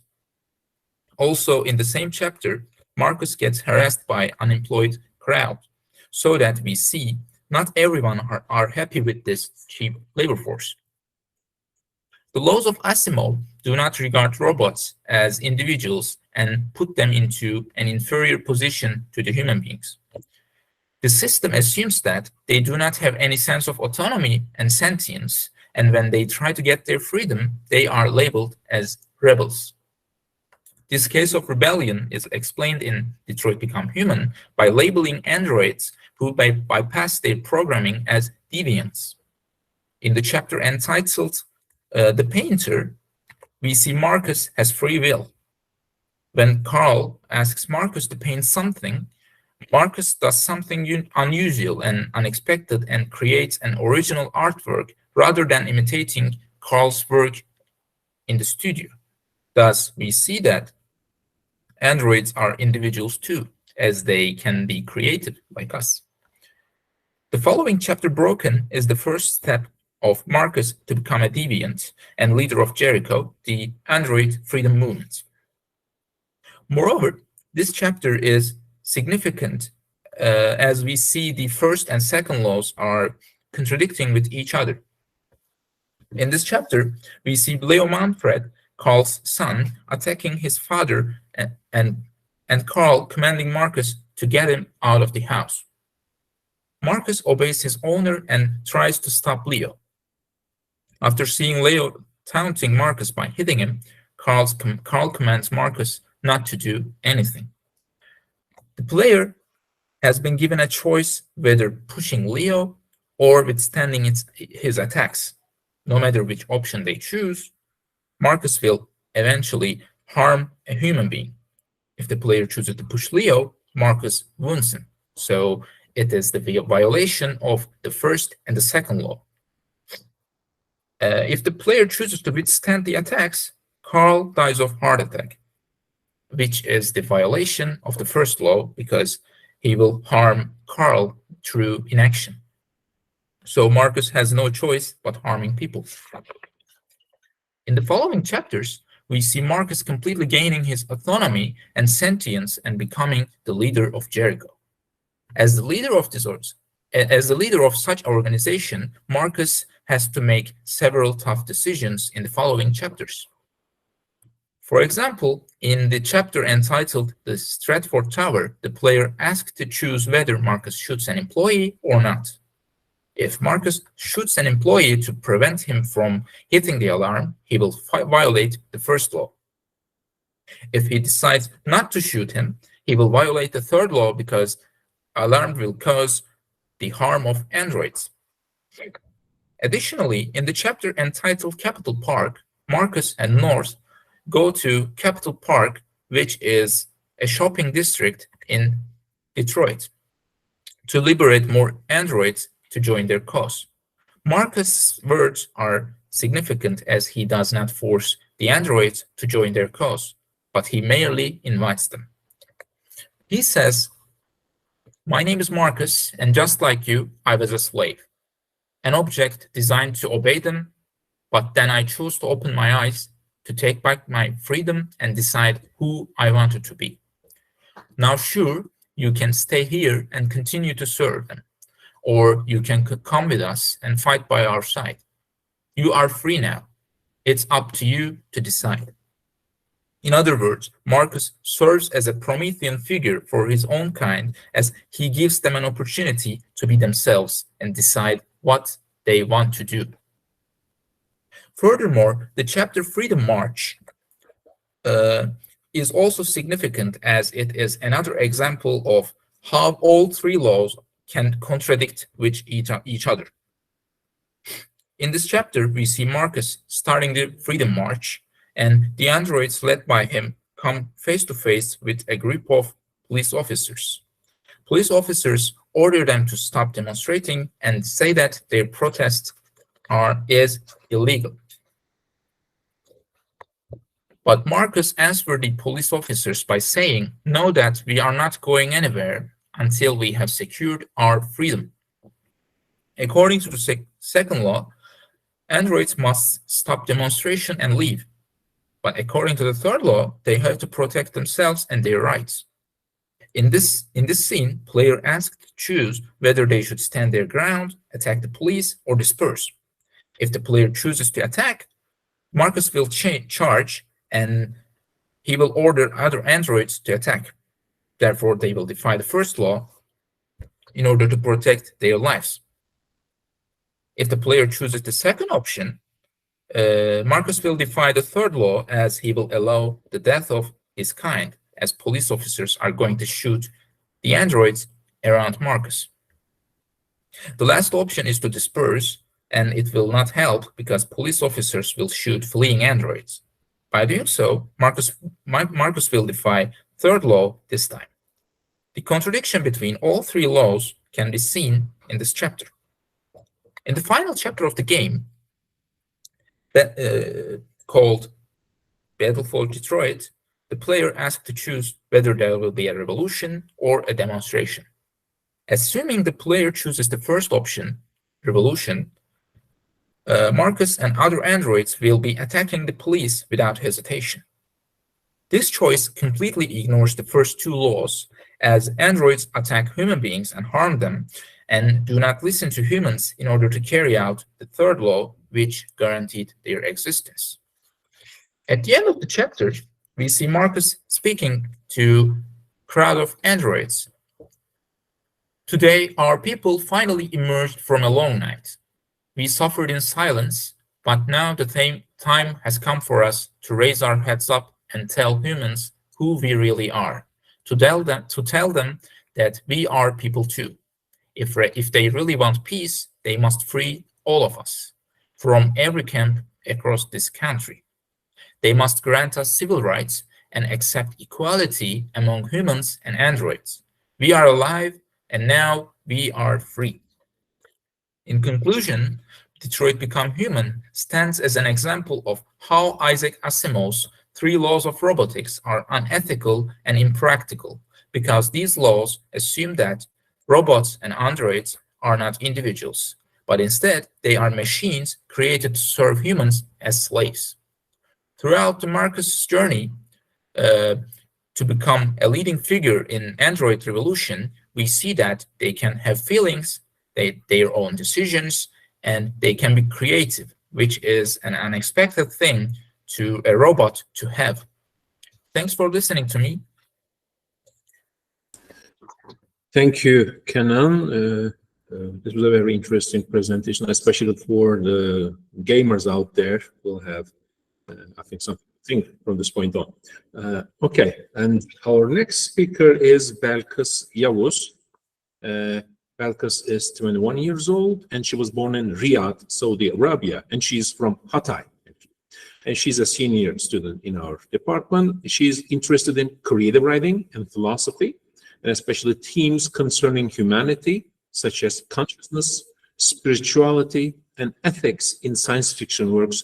They pique her interests. And now we're going to listen to Belkıs. Yes, Belkıs, the microphone is yours. Thank you for your introduction. And let me share my screen. Yes, can you see my screen? Yes, it's coming, I think. Okay. We can make it full screen. Okay. Yes. Sorry. Okay. Yes. Hello, everyone. Today I will be discussing artificial ego versus human ego, the failed trial of roboethics in the 2014 film Ex Machina. Encyclopedia Britannica defines ethics as a discipline concerned with what is morally good and bad and morally right and wrong. It has also been defined by Richard William Paul and Linda Elder as a set of concepts and principles that guide us in determining what behavior helps or harms sentient creatures. Despite the varying definitions made within the scope of centuries, when looked at from a broader perspective, ethics deals with human morals of decision-making. Paul and Elder's definition stresses a clarification, behavior that helps or harms sentient creatures. Naturally, moral questions have been asked about human actions concerning their effects on other human beings, and within more recent discussions, other living beings. Since a sentient being could feel pain and suffer emotionally, mentally, and physically, decisions when dealing with them could reveal a great deal about an individual's moral compass. But a similar judgment could not be made through the analysis of a person's usage of an inanimate object. The concept of an artificial intelligence, which has attained an understanding of itself, allows to create an area where a new approach to ethics could be examined. The existence of sentience in an inanimate being is a foreign concept for humanity. What artificial intelligence does, however, is bring a non-living being to a closer level of humanity. A study conducted by Meng-Jun Lee and Aung So observed that greater anthropomorphism in AI-enabled technology leads to greater degree of trust, likability, perceived warmth, and pleasure. Human psychology seems to tie consciousness with humanity, and humanity to anthropomorphic characteristics, such as human speech or human-like facial features. This is one of the main factors which leads to the failure of human characters in the face of a presumably self-conscious AI in the film Ex Machina. Two of the four active characters in the movie, Caleb and Nathan, represent varying levels of human egotism. Nathan Bateman is a CEO of Blue Book, a search engine company. He is highly successful, ridiculously rich, a genius, and lives in isolation. His narcissism is almost immediately obvious to both Caleb and the audience. He also represents a toxic form of masculinity when contrasted with Caleb's more tender approach to female representing AI, Ava and Kyoko. Nathan is consumed with a universal humane experience, God complex. Despite his crude comments and views, Nathan does not aim just to create human-like sex dolls. He wishes for his creation to achieve an understanding of itself, to become, in his words, a conscious machine. When first introduced in Nathan's plan to put him through a Turing test with the AI he created, Caleb comments, "If you've created a conscious machine, it's not the history of man, that's the history of gods." Nathan brings this comment up again and again, losing himself in the delusion of this exaggerated remark. While Nathan drowns in his hubris, Caleb also fails, but in a more seemingly benign manner. Manipulated by his boss, Ava, the newest and most advanced AI Nathan has created, is presented to him as a test subject, which he will determine if she is successful in mimicking a convincing human-level connection. Nathan puts Caleb into this test without concealing Ava's artificiality. This is the point where Caleb's self-appointed moral obligation and his intrinsic human response drives him to ruin. Whether Ava is truly conscious or capable of human emotion is up to debate. Consciousness is a difficult and abstract concept to explain. To this day, spiritual beliefs have provided convincing explanations to some, claiming that consciousness is an attribute unique to human beings. The ghost in the machine, soul, consciousness, the bridge between our physical flesh and the mind which conducts it, is still a mystery and could only be the topic of a debate with no concrete scientific conclusion. Ex Machina demonstrates the human error of expecting humanity from beings which feign human-like behavior. Michael Graziano, an American scientist, professor of psychology and neuroscience, elaborates on this phenomenon in his TED Talk, which he based his book on, Rethinking Consciousness, a Scientific Theory of Subjective Experience. He says, "People are social animals. We attribute consciousness to each other. Whenever two people meet, four people are present. Me, you, the version of you I project onto you, and the version of me you project onto me. You project onto me. We do the same thing to more than just people. We attribute awareness. To our pet cats and dogs. That's reasonable. So I'm not talking about intellectually figuring out whether something has a mind. Instead, I'm talking about that automatic gut intuition, which is often wrong, but persuasively potent, of awareness emanating from something. We attribute awareness to puppets and people and ourselves with the same machinery. The brain constructs simple social models of minds and uses them to understand itself and its world. Even as a smart programmer who is already aware of Ava's artificiality, Caleb is still compelled by her manipulations. He is informed about her true nature by scientific knowledge and also by her appearance. Unlike Kyoko, the other active AI, Ava's mechanical body is left barren. Her torso is transparent, displaying her intricate, obviously man-made mechanical systems. Her only humane feature is her face, which is later revealed to have been designed in accordance with Caleb's taste in women. At some point, he asks Nathan why he gave Ava sexuality, that she could have simply been a gray box. Nathan disagrees, claiming without sexuality, beings would have no motive to interact with each other. Therefore, with no interaction, there would be no consciousness. Nathan says, what imperative does a gray box have to interact with another gray box? And this is Kyoko, the other AI in the film. Ava cunningly uses her boundless knowledge to manipulate Caleb to her liking. She appears to indulge in a date idea she presents to Caleb with a faint, childlike innocence, and a romantic outlook on humanity. She asks if Caleb is attracted to her, if he thinks of her, flirts with him, claiming that he demonstrates physical signs of attraction, confusing him further. It could be said that if Ava was formless, just as Caleb had suggested, or if she possessed a form which did not appeal to Caleb, he might not have taken the drastic measures he did, which led to his eluded death. He is unable to realize that Ava's possible consciousness does not signify that she is human. It is quite easy to label Nathan as the villain of the story. If his treatment of Ava, Kyoko, or the other AI he has created in the past is the source of this labeling, it is important to ask whether his actions could be explained from a moral perspective. The true inner worlds of his AI are a mystery. It is unknown whether they feel physical pain or emotional anguish in a human way.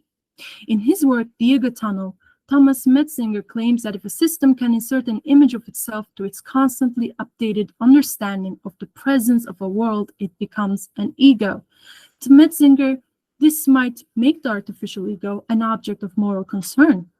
He stresses, though, the importance of an understanding of an independent self. Without this comprehension, the machine could not become an artificial ego and therefore assessed from a moral standpoint. He says in his work, a system that does not appear to itself cannot suffer because it has no sense of ownership. A system in which the lights are on but nobody is home would not be an object of ethical considerations. If it has a minimally conscious world model but no self model, then we can pull the plug at any time. But an ego machine can suffer because it integrates pain signals, states of emotional distress, or negative thoughts into its transparent self model, and they thus appear as someone's pain or negative feelings. When evaluated with this criteria, Ava might be considered an ego machine, as she desires to pursue her life independent from her creator. However, there could be no clear conclusion to reach on this matter, as her inner world is a mystery. Only through the glimpses of Ava's private moments, where she observes herself in the mirror as she wears artificial skin, could we deduce that she could be interpreting herself as an entity separate from the rest of the world. Considering Ava's unpredictable actions, such as attacking Nathan and many others, we could say that he was not wrong to keep Ava captive. Him toying with Caleb's emotions and treating him just as a means to reach an impressive conclusion concerning Ava, and creating human-like female representing sex dolls, which he could abuse and be cruel to with no consequences, however, could be utilized to demonstrate his moral misconducts.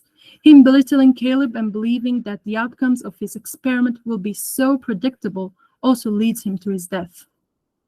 All things considered, Ex Machina follows an interesting take on artificial intelligence and its moral implication about human ethics. Unlike more humanitarian interpretations of consciousness within AI, such as in Blade Runner or Detroit Become Human, Ex Machina deals with a more confusing but also realistic approach. An artificial ego machine is less likely to practice empathy or to feel the moral obligations we intrinsically do. Whether an individual's values are learned or if they exist innately, humanity is almost always bound and limited morally. Despite each person's varying natures, they are still bound to self-appointed principles which they believe to be true. Because Caleb felt morally obligated to save Ava from imprisonment due to a subconscious drive, whether it is his attraction to her or his desire to become a helpless woman's hero, he was deserted to die. Ava, on the other hand, is free of any moral concerns. She does not feel remorse for causing Nathan's death or for abandoning Caleb, who saved her. She does not even grieve for Kyoko or try to mend her, who is technically her kin, Ava's kin. She does not feel obligated to save either of them because it is not a required step to help her reach her ultimate goal, to be free. She is just a machine with no Deus, God, or anything that limits her, hence the title Ex Machina, Deus removed. It is ironic as both men, Nathan, who glamorized her rational intellect, and Caleb, who humanized her, fail, highlighting how consciousness, which is already puzzling within humans, is bound to be unpredictable in the possession of artificial ego machines, which renders all speculations about self-consciousness in AI useless, as they will never approach the currently unspecified truth. Thank you for listening. This is the end of my presentation. Belkıs, thank you very much for this very interesting and philosophical discussion of what the AI and cyborgs will present in front of us. They'll just obviously they are presenting already very moral questions. And I think this is one common point that I observe in other presentations as well. So we all pick very philosophical concepts. And I think today we conclude our panel with our final speaker, with another very philosophical and sociological concept. Ahmet Tuğrul Çüngür will present his paper entitled Ways of Being Them, Group Minds and Their Types. Okay, and unfortunately, Tuğrul, I miss your biography, but I think everybody knows you. It's all right. Can you see my screen? Yeah. Yeah, all right. Hello, everyone. Today I will talk about group minds, try to define them and how they appeared in our minds, and try to categorize them in the end. Since the start of humanity's history, humans have tended to live in groups to survive. However, we created and wanted to protect a thing we called individuality. Even though we moved as groups to survive in the wilderness, each human believed he or she had a specific place in the group and separated her or himself from the others with several attributes. Thus, tension emerged between the individual and the group fundamentally. We think and change the boundary between these two sides, and group minds are a result of such questioning. They are collective consciousness in which individuality lost its meaning in many cases. According to Merriam-Webster Online Dictionary, a group mind is a hypothetical psychic unity or a collective consciousness of a group of individuals. This notion is studied not only in social sciences such as psychology, sociology, and politics, but also in other areas like marketing and biology. Being more than an academic field of study, group minds are a crucial part of literature, especially science fiction genre. Science fiction can create concrete examples for notions like group minds. These examples are experiments on the limitations of our individuality. After lots of experiments, group minds are separated into sub-subgenres and names that can be used interchangeably, like gestalts and hive minds in the science fiction corpus. Lots of different examples appeared in the work, such as Them, More Than Human, Psychopaths, and Starship Troopers, and many more. Classifying all these other beings shows our fears and dreams. There are two approaches to classify them. The first approach focuses on the power structures. In other words, how collective consciousness works and applies its discourses.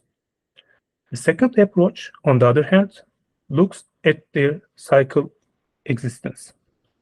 Thanks to this approach, our ideas about bodies and selves can be studied around the group minds. In terms of governance or power structures, there are three kinds of group minds in science fiction, according to Joel Magus. The first and the most well-known one is hive minds. Hive minds are structures that have motto of all is one and one is all. In this kind of group minds concept, the members are aware of the thoughts of the other members of the community. Yet they see their ideas as their ideas. The Think from the Same Name movie series is a good example for hive minds.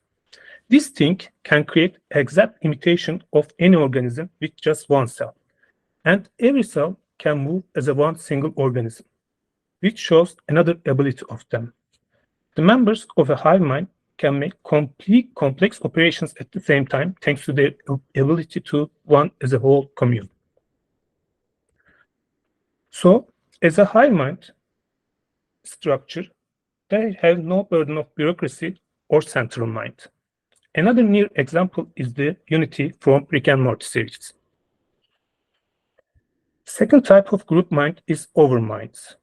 Their motto is one mind to rule them all. They are just like gigantic ant and bee colonies. In this type, there is a central mind, which can be a single member or a small group of members. This central mind has the ability to overreach every member of the group and control them. In terms of sufficiency of complex operations, these central minds can be the best choice for single-purpose operations, like building a nest for the whole community. However, unlike hive minds, they cannot do different complex operations at the same time.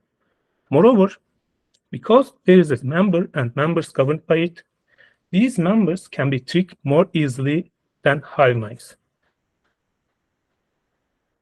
because they are generally in a state of zombie-like mind and unable to act individually. After all, members share the consciousness and aim of the central mind, but still they have no access to whole group. The ants from them is a good example to such kind of group minds. Another example is Bugs from the Starship Trooper series.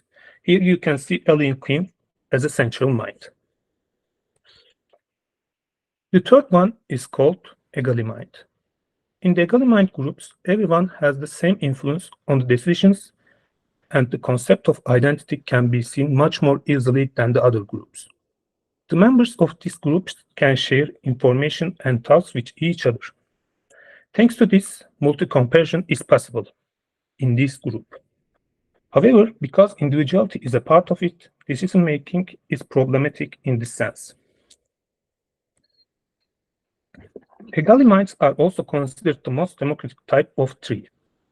Civil System from Psychopath series is an example of this type. Lastly, science fiction not only creates a novum, but is a newly and presented, but also experiments on it.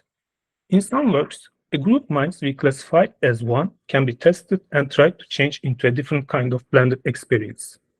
More Than Human by Theodore Sturgeon is a good example for this kind of change. In the novel, the members of Homo Gestalt, which is an Egally mind, is turned into an overmind by some leaders. The second method of classifying group mind is their physical existence. The key term for the first group is evolution. They can be called biominds, and they share the same consciousness thanks to their evolutionary gained psychic powers. This group mostly appears in the form of insectoids and colonies like them or Think, and also other examples from Starship Troopers and Team. Apart from insectoids, some other examples of gaining psychonetic powers narratives have such kind of group minds. More Than Human and Sensei can be given example to such kind of biological group minds. The second type of group mind does not have a physical existence. All their operations are in cyberspace. Agent Smith in The Matrix and Wintermuth from The Neuromancer by William Gibson are some cybermind examples. This type of group mind is generally a product created by humans to control society or the inferior others. Lastly, cyborg minds are a blend of the former two types of group minds. Civil System is again another example to cyborg minds. This kind of categorization focuses on the concept of embodiment. That is, according to their relationship with reference to human body. In other words, these types not only reflect the tension between the group and the individual, but also lead us to question our bodily existence and experience. For instance, the biomands reflects our closeness with the flesh, aspect our bodies as we cannot get rid of our meat. The second group, on the other hand, demonstrates the opposite approach. In this perception, the flesh is obsolete and totally abandoned in the complex and highly developed structures of cyberminds. In this category, the boundary between the biological human body and the technological cybernetic body is completely eliminated. In terms of cyborg minds, these are structures where body cannot be escaped from inevitable progress of technology, whereas it's still need of the body to life. In conclusion, science fiction asks question of what if in most of the works. Thus, each of these groups we talk about has a version of these questions. These questions can be listed as: what if there's a group that can act as one organism, which is hive mind? What if there's a group that can be controlled by central mind, that is overmind? What if there's a group that can be shared thoughts and ideas with shared consciousness, which is egalimind? After these questions, their approach to physiology can be questioned. What if there's a minds have biological cyber or cyborg body? Answering to these questions help us to understand our existing group relationship. For example, with the speed of digital communication, today's parliament can share information as if they're an egalimind. And science fiction extrapolates this and shows how such structure can fail. Another example is how totalitarian regime, which work like an overmind, took our human sense and turns them into little single-purpose machines. After all, as Ursula Le Guin said, science fiction is not a prescriptive, it's a descriptive genre. Thank you for listening. Thank you very much for this very interesting terminology. Now I have better understanding of how people act if a leader tells them do this, do that. So I know a better terminology to deal with this phenomenon, not only in books but also in real life. Thank you very much for all. This was a very interesting and very fruitful panel.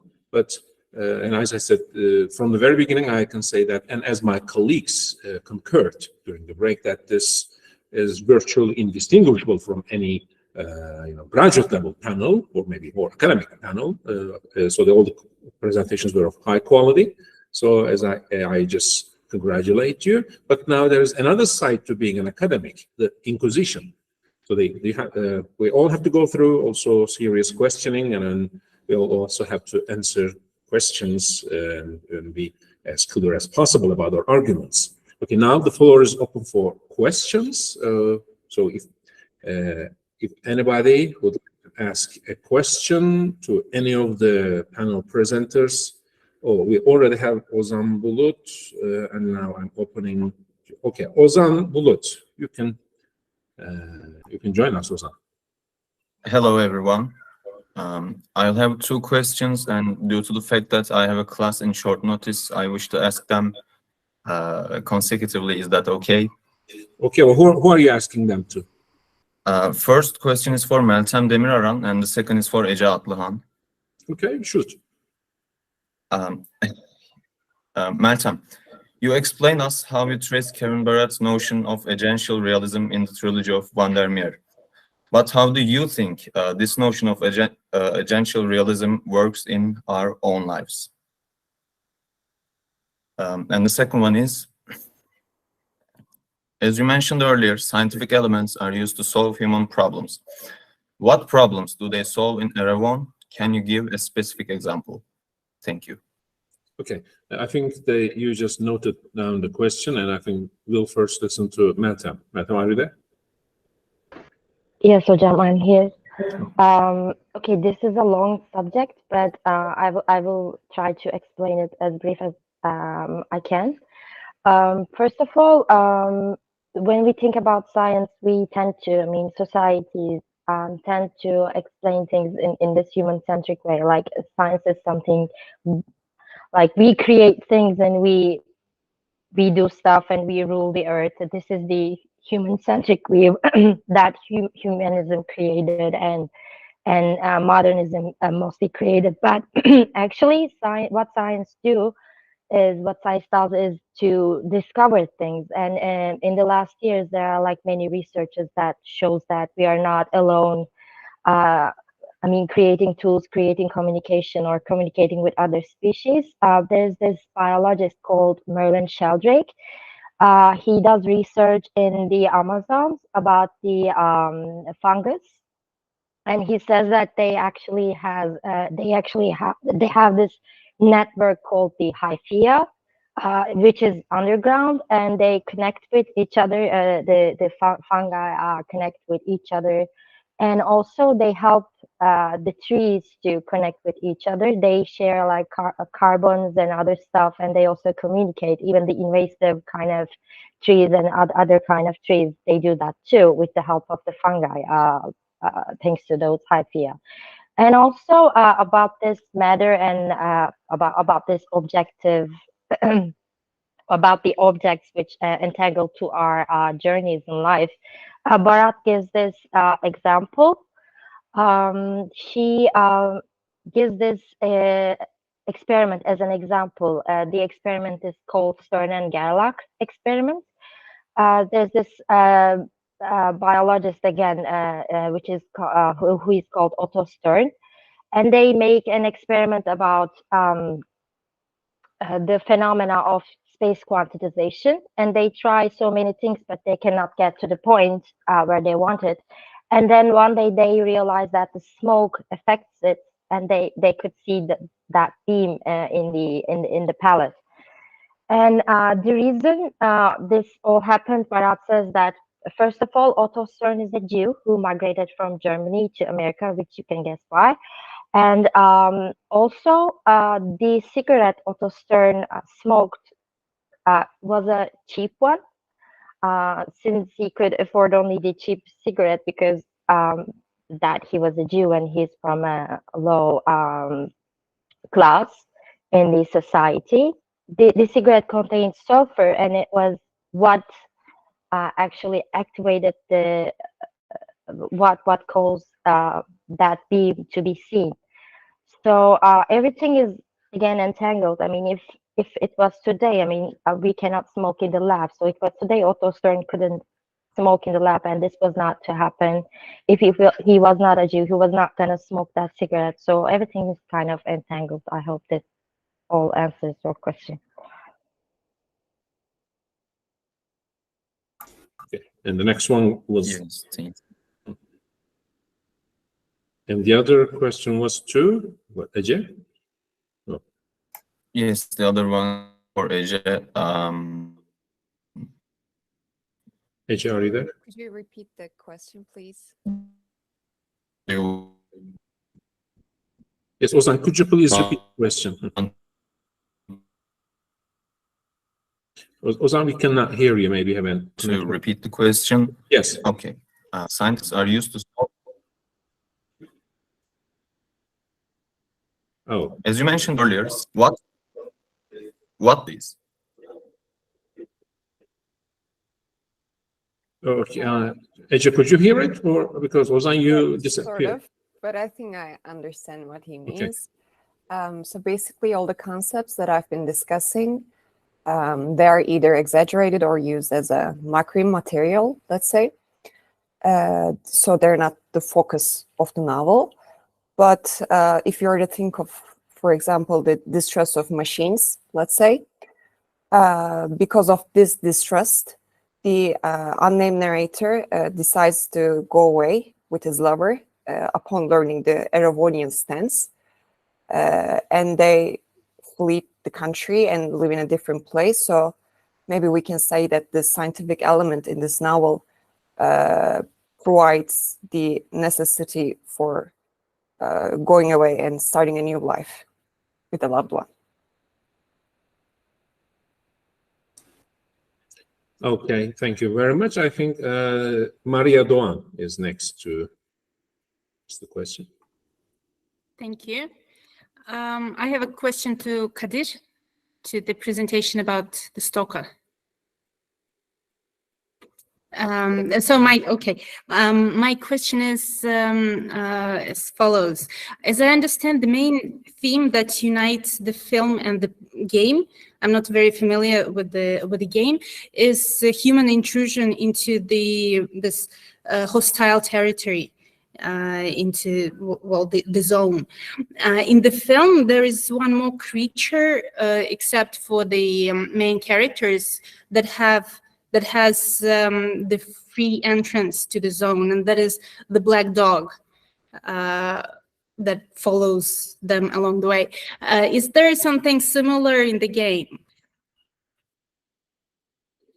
Well, actually, I have watched that film many times, but trying to interpret that scene is really hard because there is really no clue about that black dog. But I don't know.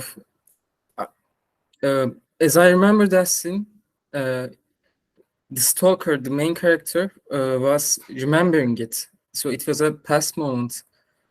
So I don't know. I can't really relate it to the game because I can't interpret that scene. All right. No, there are a lot of interpretations. I was thinking that in the games, they're usually a dog that follows the main player and helps the player. So that was what I was thinking about. Well, in the game, no, there isn't something like that. There are mutants, both mutant animals from the nuclear disaster, and there are also the man-made ones to keep stalkers away from the center of the zone, so that their secret wouldn't be discovered. I guess that's the closest relation I can make to that scene in the movie. Okay. I'm sorry I couldn't really give a clear answer. Thank you. Thank you. But we got that there's no dog in the game. Okay. There's no some special look, but there are dogs in the game. Okay. Complicated. We're gonna play the game and see. Ufuk hocam.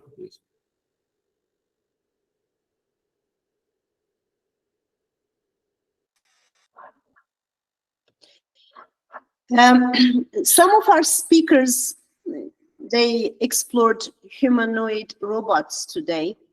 When I first watched the film Ex Machina, it scared me to death. Eva's cunningness, her tricks really frightened me. So what are your projections for the future of humanoid robots with artificial intelligence? I'm asking this question to Belkıs or Kenan or any one of our speakers today. What do you think? Maybe Belkıs can just start first. I would like to thank for the question. And just as I had mentioned, consciousness is a very difficult term to understand within humans.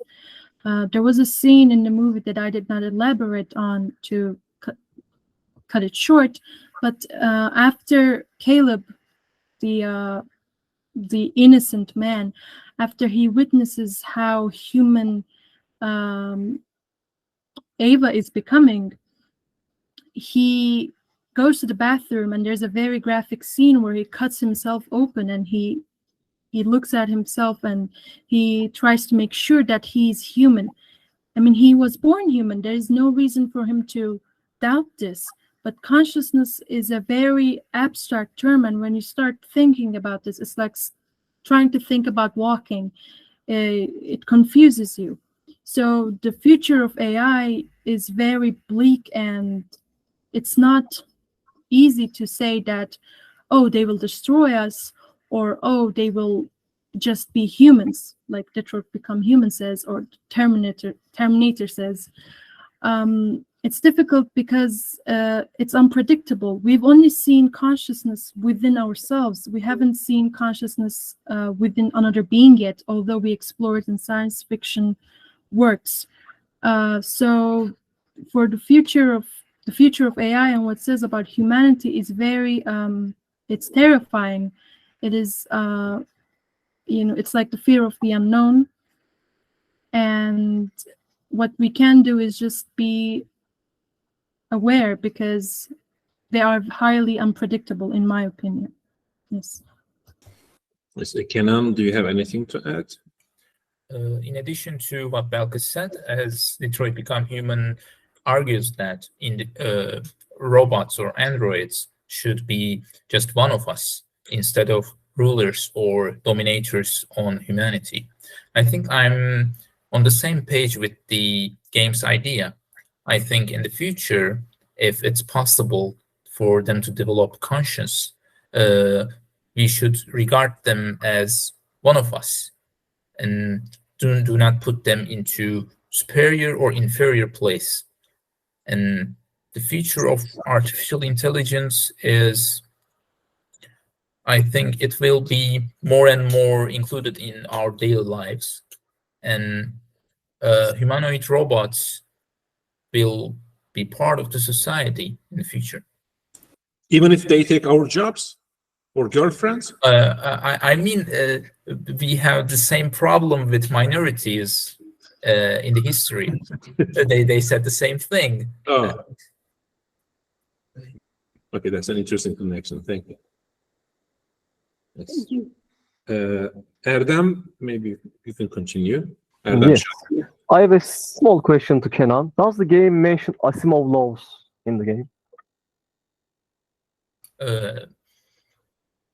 The game itself does not mention the Asimov's laws, but the main theme and moral message of the video game as shows androids have rights too, as I mentioned just before. They are individuals, and to count them as individuals, we should oversee the Asimov's laws, which puts them in inferior position. Okay, maybe next question from Aylin Pekanik. Hello, thank you so much for all of your wonderful talks. Everything I heard today was of great interest to me, but I don't want to take up your time, so I'm going to ask only one question to Belkıs Yavuz. So Ex Machina is a movie that I really love, and I did readings of it in the past. I wanted to ask you about it in terms of ethics and morals. When we interact with any kind of artificial being, we judge their morals with our human morals, of course, how they treat us, how they treat others around us. But when you look at the movie, Ava is put through horrifying circumstances where a human woman might also react in a very aggressive way. Ethan actually talks about this. I don't remember the exact quote, but he says, I put Ava in this horrible situation and I gave her a lifeline in the form of Caleb, but she had to manipulate, she had to be socially and emotionally intelligent to get out. And at the end, she leaves everyone behind. But Ethan, of course, is a more overtly evil character, but I do think that Caleb also doesn't have the best of intentions in mind in terms of objectifying Ava. So when you think of human morals, we also have self-preservation instincts, we have desire for autonomy, personhood, and dignity. So a human woman placed in that situation might also just leave all of the men behind, leave them to die and get out of there. I might actually do that if I was put in that horrifying situation. So it's very interesting in that what are our morals? Is it just black and white, don't kill someone or kill someone? Or if you are put in a situation where you are dehumanized and your dignity is taken away from you, you might also react in that sense. So that's what I wanted to ask, I guess. When we look at artificial beings, when they act aggressive, when they want to try to form their personhood, and we are trying to get in the way of that, and they react in that sense, isn't that also acting in a very humane way? That's what I want to ask. Thank you. Thank you for your question. That is very important for the movie's message. And you are correct. If it could be said that Ava's reaction was human, because if a woman was put in that situation, she has, in my opinion too, every right to murder the men and escape. But what gave me the impression that Ava was not entirely human was her treatment of Kyoko. Kyoko was also innocent and a victim in this situation. And like I said, we could consider her kin, her sister. They were created by the same man, and Kyoko was abused more. She was not given the same value Ava was given. Ava was an important project. She was kept in closure, but Kyoko was just used as a sex doll. And we don't know what she says to her. Maybe she didn't say anything. Maybe they planned. Maybe she convinced her to sacrifice herself, or maybe we don't know. It's a mystery, and that is left to our interpretation.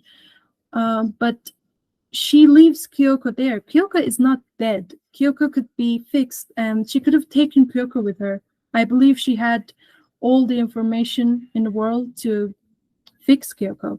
She could have taken Kyoko with her and they could have escaped together, but she didn't. And not because she's evil. I know my presentation might have come off that way, that Ava is like this, Ava is dangerous, but Ava is not good or bad. We don't know what she is exactly. Yes, her reactions are human when you look at it that way, but I think the movie focuses more on how we could not know. It's very ambiguous in that matter. But yes, it's a very interesting point. It could also be examined that way because she was abused. And it does not, the fact that she's not human does not just justify Nathan's reactions, because it says a lot about him. She's very human. And although if she's not, we are bound to perceive her that way. Him treating her like this with no remorse means that he could easily treat a real woman in this way, which is also, it shows how immoral he is. Yeah, that's all I have to say. I hope I was clear. Thank you so much for your answer. I do agree in terms of, in addition to gender, the movie also has some racial dynamics that could have been more explored. Totally. Thank you so much. Okay, thank you, Aylin. And Dicle, please. Hello, everyone. I would like to comment on Ufuk Hoca's question, actually. You were asking if, I think, about the future of AI. I've been, researching about this for some time. And what we were talking here about, about Eva and how her motives are morally good or ethically good, or we are taking this as in human terms. But according to Yuval Noah Harari, he made a speech lately.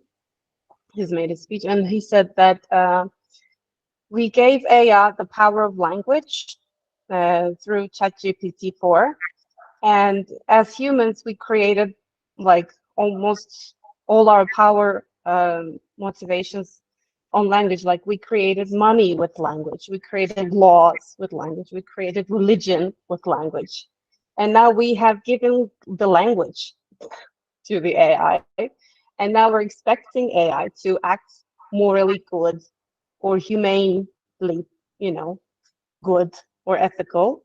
But I think humans are making a mistake when they think that AI, should AI be considered conscious? He says, Harari says it doesn't matter if it's conscious or not, because it has the power of manipulation. And even if it's not conscious, it can manipulate us.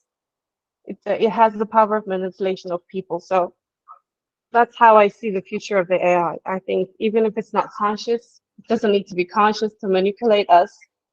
And if you give the AI the question of fixing climate change, let's say, it will probably find psychological ways of manipulating humans into the right decision that it makes, which we might not approve. So. Okay, thank you very much, Dicle, for your contribution. Thank you, Dicle, for your contribution. Okay, are there any other questions or comments? Okay, Shawwal Tufan. First of all, thank you all for these presentations. I really enjoyed listening. And I have a question for Ahmet.